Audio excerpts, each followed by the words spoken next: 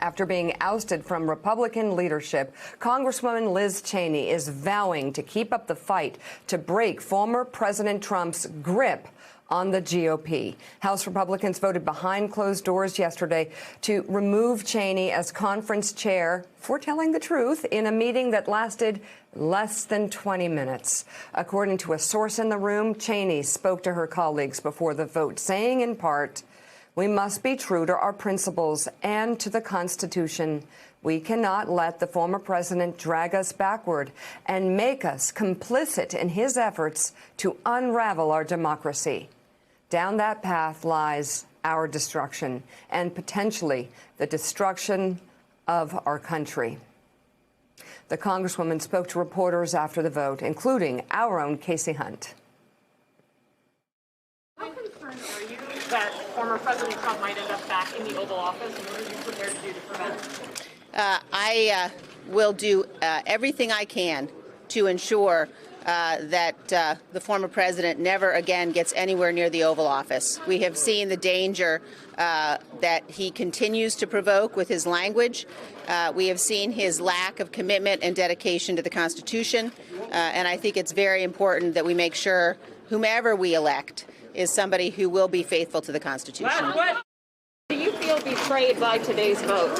I do not. I think that it is an indication of where the Republican Party is, and I think that the party is in a place that we've got to bring it back from, and we've got to get back to a position where we are a party that can fight for conservative principles, that can fight for substance. We cannot be dragged backward by the very dangerous lies of a former president. Thank you. And Congresswoman Cheney was removed from leadership by a voice vote, meaning none of those Republicans had to record for history the way they voted there. Just hours after voting to remove Liz Cheney from House leadership, Minority Leader Kevin McCarthy stood outside the White House after a meeting with President Biden and actually said this.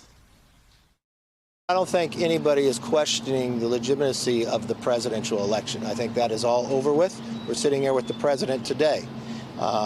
So from that point of view, I don't think that's a problem. President Trump and many other Republicans, of course, are questioning the outcome of the election. The fact is, McCarthy, along with 146 other Republicans, all voted on January 6th, the same day the Capitol was attacked by insurrectionists who wanted to overturn the election. They voted not to certify that Joe Biden had, in fact, won. And even 4 months later now, many Republicans are still hesitant to say publicly that President Biden won legitimately. That includes likely successor to Liz Cheney's Republican leadership post, Congresswoman Elise Stefanik of New York, who claimed just last week election officials engaged in, quote, unprecedented unconstitutional overreach. She voiced her support for the baseless recount in the state of Arizona underway right now. So, Charlie Sykes, really a breathtaking day from about 9 a.m. forward for congressional Republicans. When you look at the vote itself, a voice vote, an unrecorded vote to oust Liz Cheney, Kevin McCarthy saying no one's questioning the outcome of the election. We'll get to this later, but several Republicans in a congressional hearing basically engaging in January 6th trutherism, saying what you saw happen didn't happen. It was just a group of tourists moving through the Capitol. We'll get to that later. But your thoughts about what you saw play out yesterday?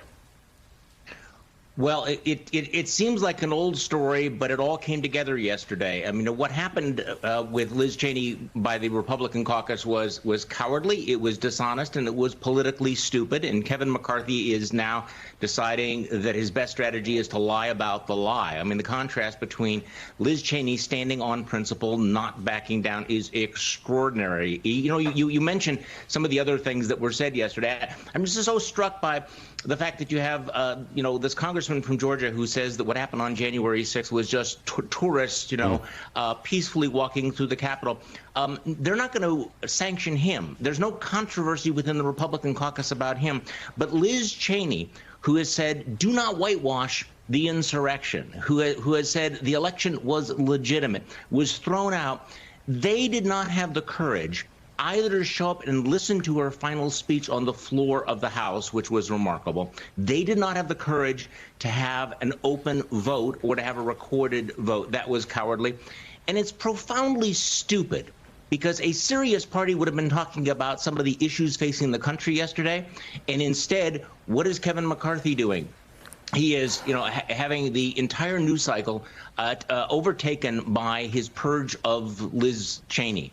And I think that, you're seeing the Republican Party. Oh, by the way, the other reason it's stupid, of course, is that he's managed to raise Liz Cheney's profile dramatically. She is far more prominent today than she was a week ago. So if he thought he was putting an end to this, that was delusional. And one last point, that comment that no one is questioning the election, has he paid any attention to what the former guy is saying on a daily basis down in the Orange Versailles? He's putting out one statement after another, questioning the election, embracing one crazy conspiracy theory after another.